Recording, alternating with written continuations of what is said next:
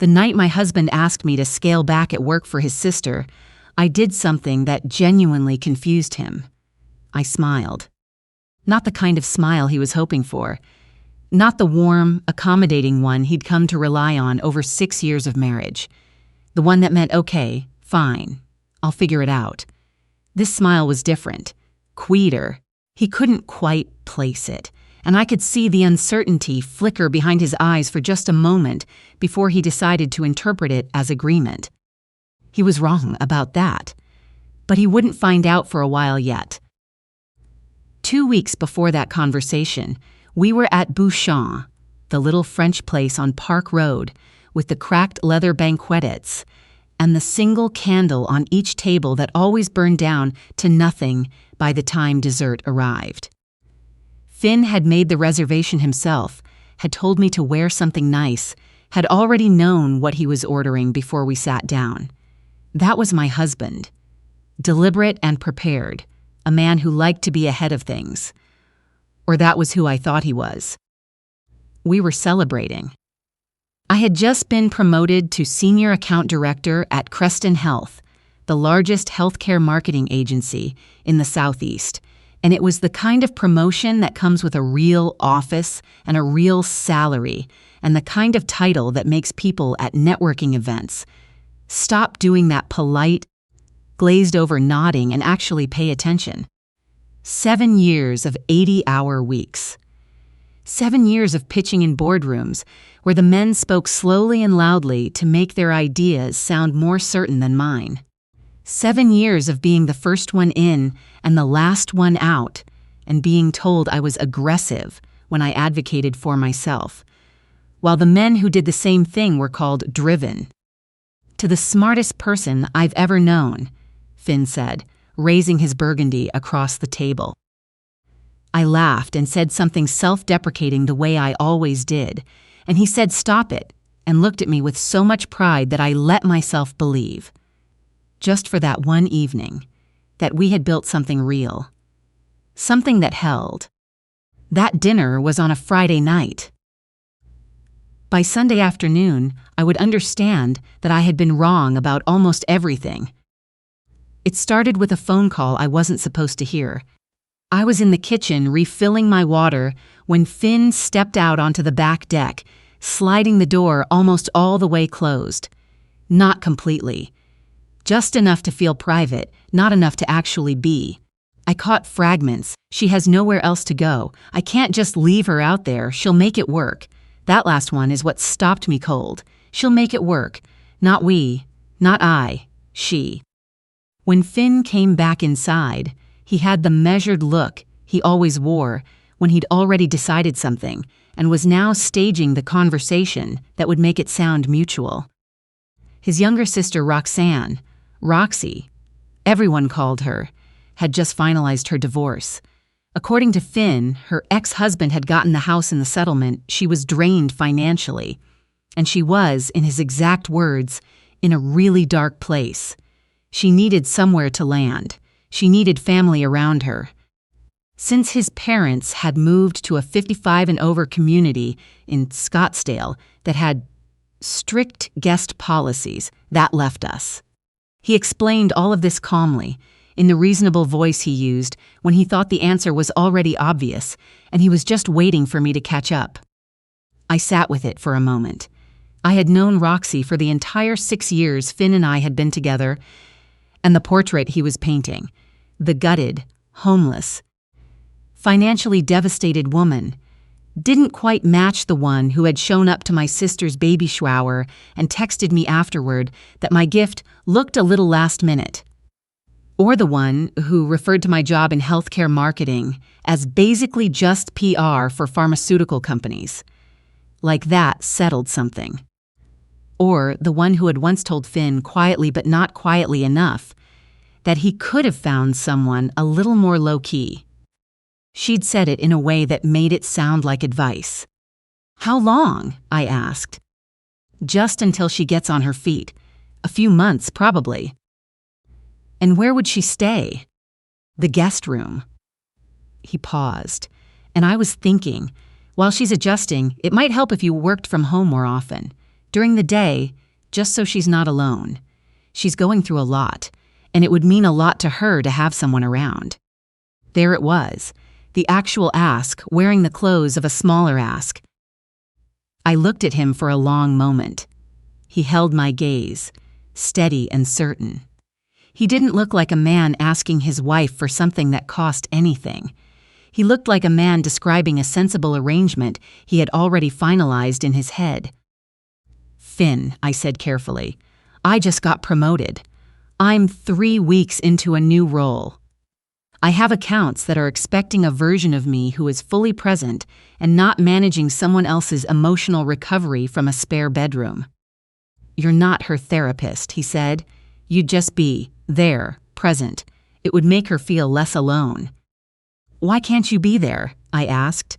"You work for yourself. You set your own hours." He shifted slightly. "My projects are in a critical phase right now. I have deadlines." "So do I." There was a beat of silence. He looked at me with the patient expression I had come to recognize as the one that appeared when he felt I was being technically correct but missing the larger point. "She's my sister," he said finally. "I'm asking you to help me take care of her." I should have said no. Every rational part of me was standing up and pointing toward the exit. I had just crossed a threshold I had been working toward for nearly a decade. And here was my husband asking me to soften myself around the edges to accommodate a woman who had spent 6 years communicating, in 100 small ways, that she didn't think much of me. But instead I said, "You know what? You might be right." His relief was immediate and physical. His whole posture opened up. He reached across the table and squeezed my hand. "Yeah?" "Yeah," I said. "But if I'm going to reshape my professional life around this, I need to feel secure. That's all I'm asking." "Of course," he said. "Anything. I want a post-nuptial agreement." I kept my voice easy, almost conversational, like I was suggesting we try a new restaurant. "Nothing dramatic. Just something in writing that says my income and career trajectory are protected. If I pull back at work and it costs me, in earnings, in advancement, there should be some acknowledgement of that, and anything I build independently during this period is mine. It's just security, Finn. Like a safety net." He frowned. "A post-nup feels a little." "Like paperwork," I said. "That's all it is. If everything between us is as solid as we both know it is, it's completely meaningless. It's just so I can sleep at night." I let a small, quiet vulnerability into my voice. Not fake exactly, just carefully placed. "I'm being asked to trust you with my career, my income, my momentum. I just need one piece of paper in return." He agreed. I had known he would. Finn had always been proud of being the kind of man who didn't make his wife feel unsafe. Saying no would have required him to become someone he didn't recognize. I called a family law attorney first thing the next morning. I had already researched 3 of them the night before while Finn was on the phone with Roxy making logistical arrangements. The one I chose had a reputation for precise, airtight language and no tolerance for soft clauses that could be argued either way. The agreement we drafted over the next 4 days said, in clean legal terms, if I documented a reduction in my billable hours or a measurable career setback during the period Roxy lived with us, Finn was responsible for compensating me at my current billing rate from our joint assets. More importantly, and this was the part that mattered most, any independent business I developed or any client relationships I cultivated during that same period were legally mine, entirely and exclusively. Finn signed it on a Tuesday evening, distracted by his phone. Roxy had called twice during dinner about the moving truck size.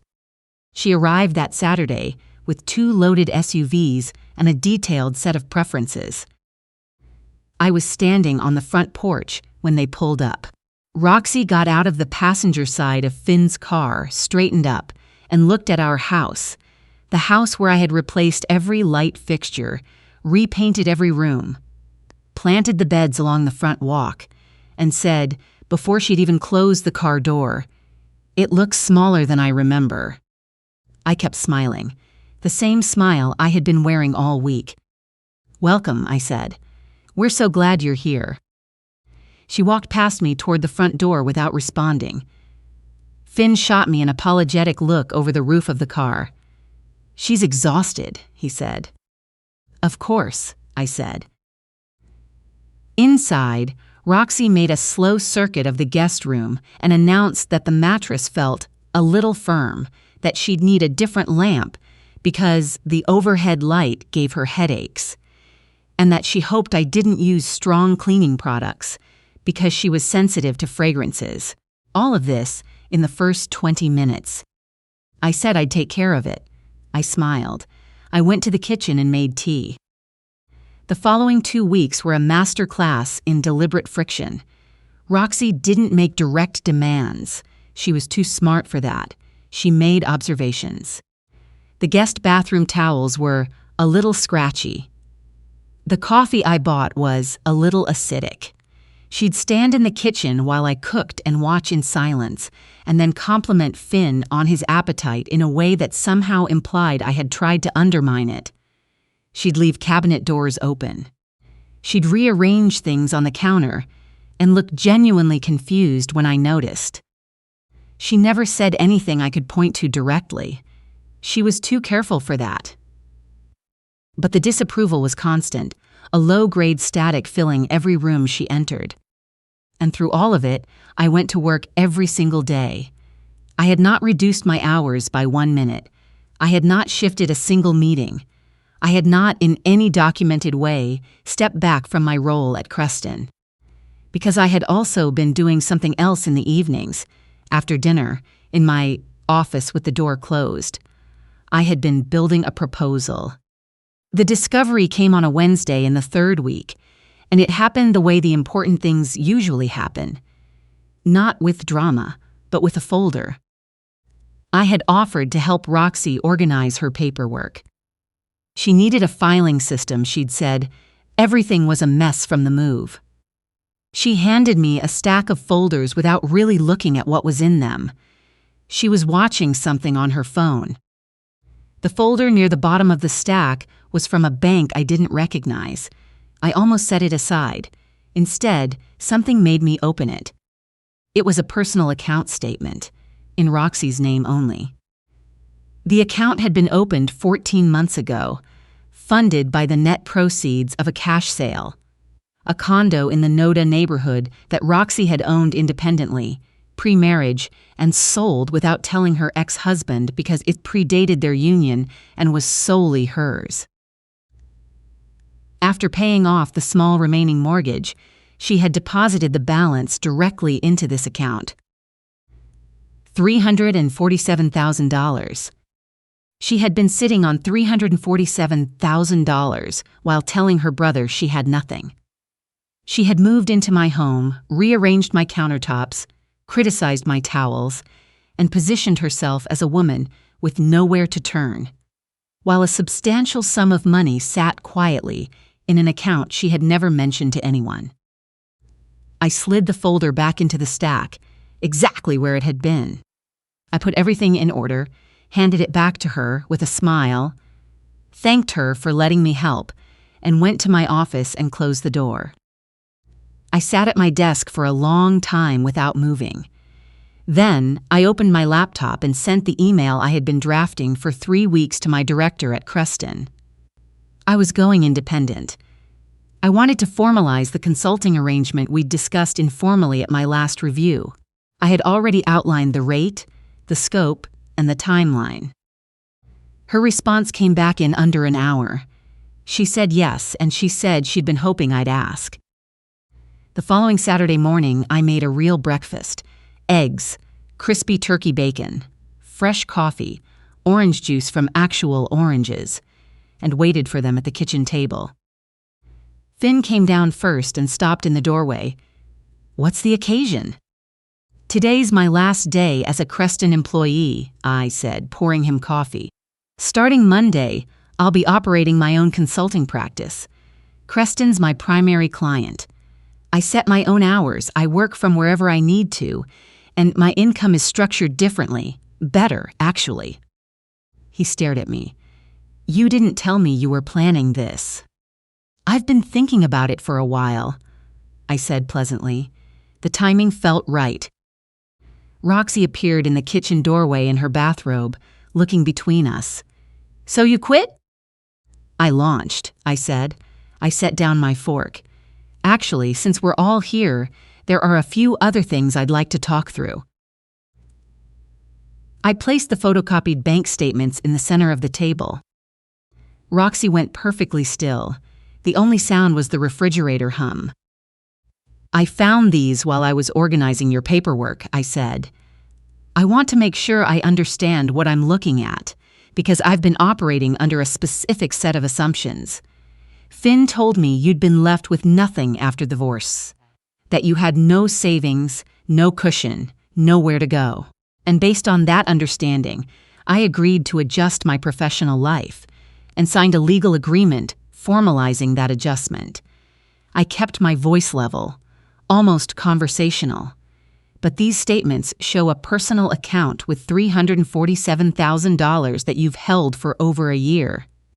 So I'm a little confused about the story. The silence stretched. That money is earmarked, Roxy said finally, her voice tight. I have plans for it. I'm sure you do, I said, but it means you weren't in crisis. You chose not to use your own resources and instead asked your brother to ask me to absorb the cost. In my home, with my time, with my career, I turned to Finn, and you didn't ask a single question. He was staring at the statements. He looked like a man who had just been informed that the ground beneath him was not, in fact, solid. I believed her, he said finally, so quietly I almost couldn't hear it. I know, I said. I know you did, and that's the other part of this. I told him what I had to say calmly and completely.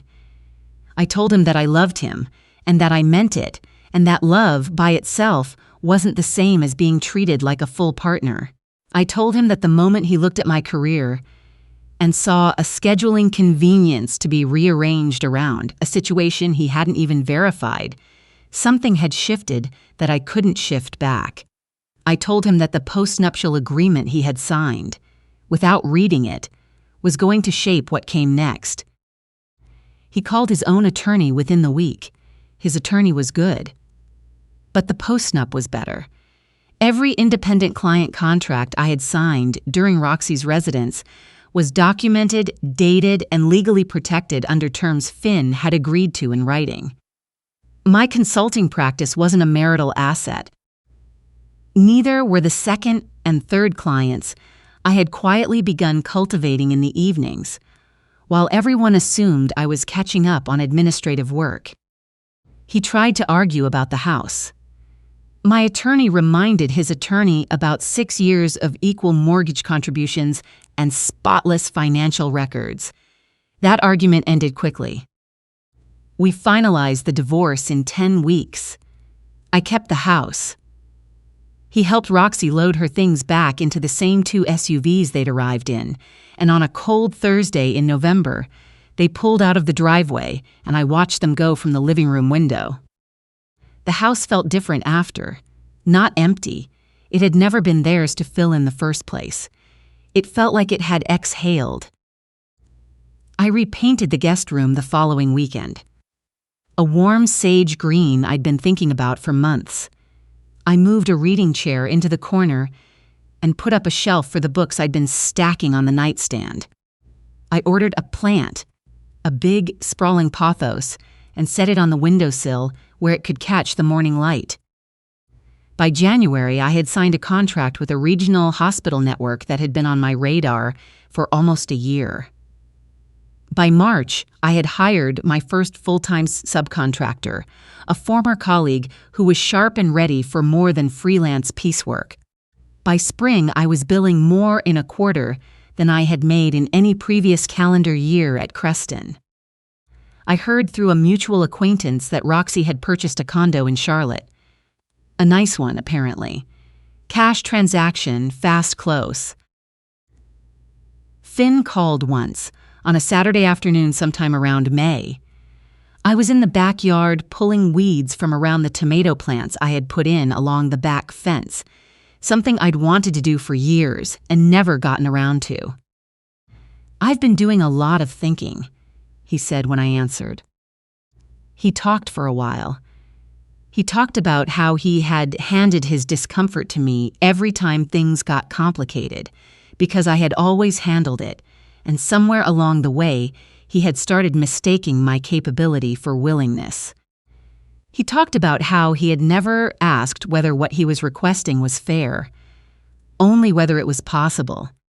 He talked about Roxy and the money, and the fact that he had chosen not to ask questions because asking would have made the arrangement more complicated, and complication was something he had, always, quietly outsourced to me. "I'm sorry, Delia," he said finally, "not because I want anything, just because you deserve to hear it." I was standing in the middle of the yard, one hand still holding the trowel, the afternoon sun on my shoulders. The tomatoes were growing in tall, unwieldy clusters, way outside the boundaries of the wire cages I'd set up for them, reaching in whatever direction they felt like reaching. "Thank you," I said, and I meant it, not because it changed anything, but because it closed a door I hadn't quite realized was still open. "You always knew exactly what you were worth," he said. "I just didn't see it." We said goodbye. I stood in the yard a little longer after the call ended, looking at the garden, at the house, at the afternoon light coming in low through the maple at the back fence line. I thought about the woman who had sat across a candlelit table, believing the hard part was finally behind her. She'd been right, just not in the way she thought.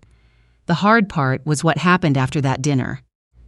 The harder part was deciding what she was willing to accept and what she was not, and acting on it with a steady hand even when everything in her wanted to argue and cry and demand an explanation.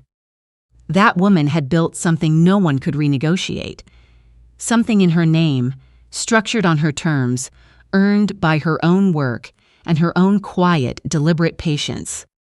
I picked up my trowel and went back to work. The tomatoes needed tying. The late light was good. There was nowhere else I needed to be.